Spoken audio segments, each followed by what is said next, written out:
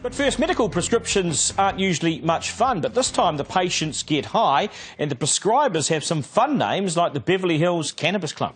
Yep, it's called medical marijuana, legal in many states in America. Should it be the same in New Zealand? That's right, but it's not likely here anytime soon. But in America, it is a multi-billion-dollar industry, and as Sarah Hall found out when she met not so much an entrepreneur, but a gunjapreneur. Fish in the sea, you know how I feel. Driving through the manicured streets of Beverly Hills, Cheryl Shuman looks every inch the Hollywood wife. She's blonde, glamorous, even has the Ferrari to match. And I'm feeling good. But there is more to Cheryl than meets the eye. A lot more. You see, Cheryl Shuman is a gunjapreneur, one of the growing number of Americans making their millions out of marijuana.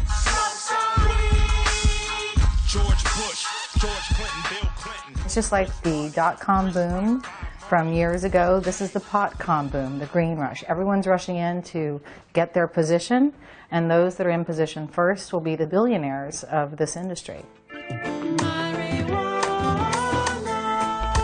Here in California, cannabis has gone mainstream.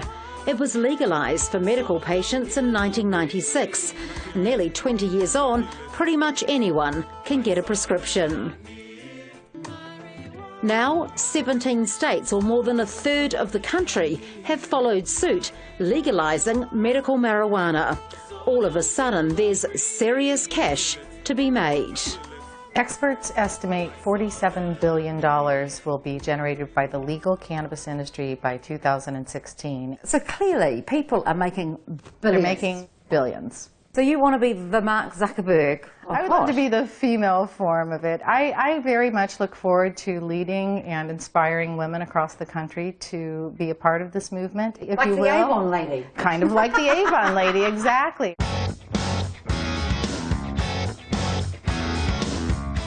So how did Cheryl become a cannabis queen? Like many Americans, she's a master of reinvention.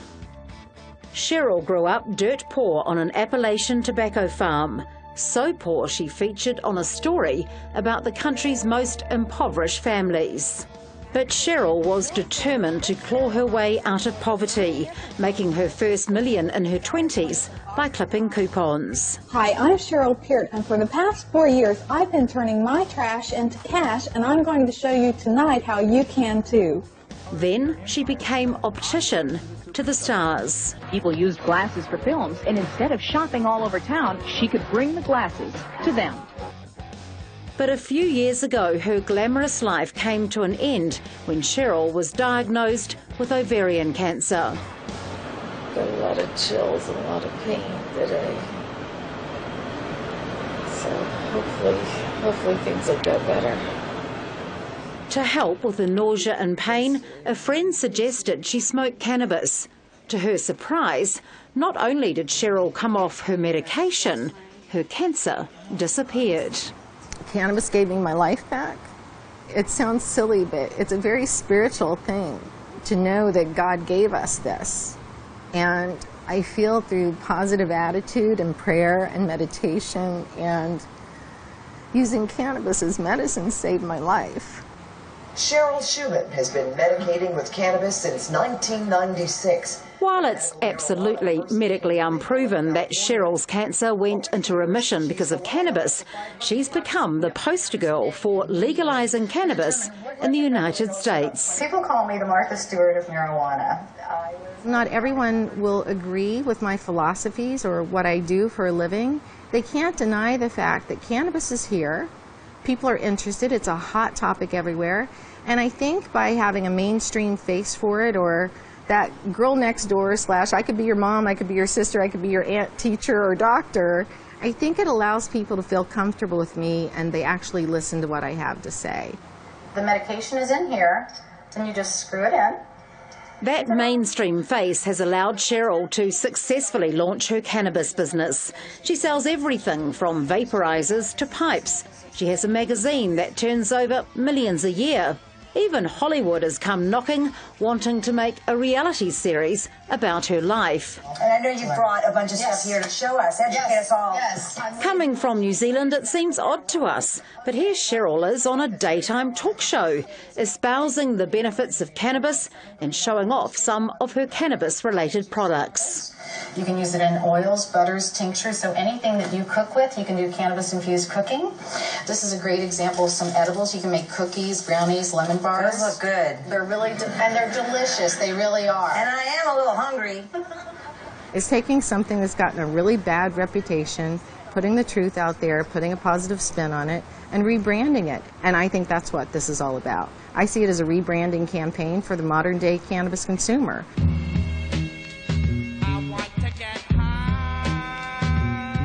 Cheryl has taken her love of cannabis further than most. Not only is she making her millions off the herb, she's the president of the, wait for it, Beverly Hills Cannabis Club. Welcome to high society. Is that a gorgeous bud? Look at that bud. Take a smell of that. The club gets together for all sorts of things, including cannabis tastings. So we've got lavender, we've got cherry pie, and blue Maui tonight. Blue Maui. I know a number of people like me who are professional people who use cannabis instead of a glass of wine to relax in the evening, and I don't think there's anything wrong with that.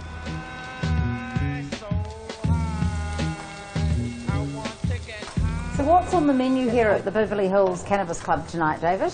Well, let's see. I did an oatmeal crusted chicken with an herb pesto sauce on top, baked all together. And we all know what herb he's talking about. The club also holds cannabis dinner parties, even hiring an executive chef for the occasion. Can I try a little bit of your pesto or over there? Let's see what it tastes like. Right, this has clearly got cannabis in it. I just want to see what the... It's really good. It just tastes like normal pesto to me. Yeah, it's we got cheese and nuts and everything else like the regular pesto should be. I tasted, but I didn't swallow. So what could we expect if medical marijuana was made legal in New Zealand? Well, you'll get an idea after the break, and it is pretty out there. How hard was it for you to get that medical marijuana card that allows you to shop in places like this? The biggest thing for me was I was having trouble sleeping and getting a deep enough, consistent sleep.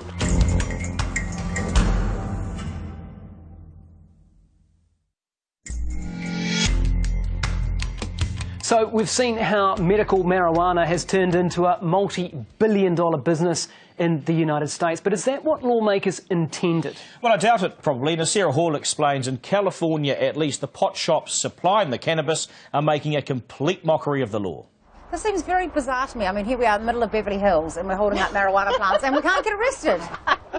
I know, it's funny, right? So what I'm doing is I'm starting my plants. This is the time of the year. It's called getting in the dirt, and I prefer to grow outdoors so that the little babies can get strong and go out and grow into great big 14-foot, 5-pound yielders. This plant will yield about 5 pounds outdoors. It will become about 14 feet high and about 14 feet in circumference. Right. Higher, higher, baby. And this is where Cheryl brings her tiny plants to blossom in the California sunshine. With her look-alike daughter also in on the act, tending the plants, it's kind of like a Garden of Eden for every red-blooded, pot-smoking male. It's all over my hands. It's very sticky. Your filth. But don't be fooled, this is a serious business. Cheryl's marijuana is sold throughout the state of California. One of the best things about legalisation, according to American users, is quality control and the explosion of different varieties. The scientists have gone to town and created hybrids of varying strengths. You just have to tell your local pharmacist what you're after. I'm suffering from jet lag. Which one? A very, very strong sativa to keep you awake, depending if you have meetings. Or if you just want to sleep and recheck up the another day, my brownie. It's called a lose-a-day brownie. Flying from New Zealand to Los Angeles, you eat a brownie when you land, and you wake up, you'll be on my time. Nothing would have happened. Nothing will have happened. Clearly, it's a fine time to be in the cannabis industry. The gunjapreneurs are making everything from candy to cookies to chocolate, tea, honey, even olive oil. You can take an eyedropper full of liquid and put that into a cup of orange juice or soda or whatever. The owner of this establishment, Sam Humid, says edibles enable users to measure exactly how much they're taking. Advice he should have taken himself. Like, I was earlier consuming some cannabis today, and I feel like I look really high right now. You kind of do, just saying. I kind of wish I hadn't had an edible that just put me at that level at the beginning of the day, and this wouldn't have happened. But that's what life is like. I suppose it is one of the risks of owning a shop like this, isn't it? Yeah. There are as many as 1,000 pot shops like Sam's all over the city, but legalisation hasn't been all smooth sailing. Gonna pay a visit to my doctor. It's a long shot, but I gotta try. He hands me a list of all... While there's plenty of science proving marijuana helps with numerous ailments, the law has become a laughingstock because of the ease of getting a doctor's prescription. Weed card, it's what I need. Here on Venice Beach, so-called green doctors are set up every few hundred metres, touting for business. This customer agrees a medical weed card isn't hard to come by. How hard was it for you to get that medical marijuana card that allows you to shop in places like this? How hard was it? It actually wasn't very difficult, especially because I have a legitimate problem. So. The problem? The biggest thing for me was I was having trouble sleeping and getting a deep enough, consistent sleep. Whatever happened to a glass of warm milk? But it's not an addiction, because my doctor gave me a prescription.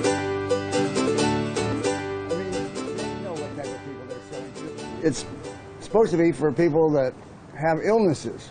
Well, that was a joke. They sold it to anybody that come along with a prescription, and they had doctors they could send them to write a prescription for anything. The Mayor of Orange County, Bruce Broadwater, has been waging a war against pot shops, successfully closing down hundreds of dispensaries in his area. So do you think people take advantage of these dispensaries? Yes, absolutely. They liked the life it gave them, and I'm sure it did relieve a lot of pain. How many of these people did you think were genuinely sick? Oh, maybe 1%.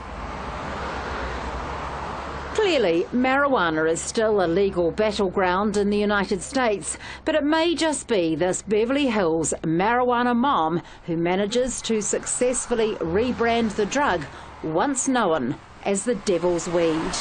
Cheryl Shuman believes its use is becoming more and more legitimate, and legalisation is the only way the United States and New Zealand should go. In New Zealand, one of the arguments has been made that if we decriminalise cannabis, it's a gateway, really, for children to get into harder drugs. Well, I think that's a fallacy. I think that's a myth. And quite frankly, there have been studies all over the world, Portugal and other areas, who have legalized cannabis and other drugs that show that regulating cannabis is far more effective to keep cannabis out of your children's hands. It works. Regulation works. It's proven.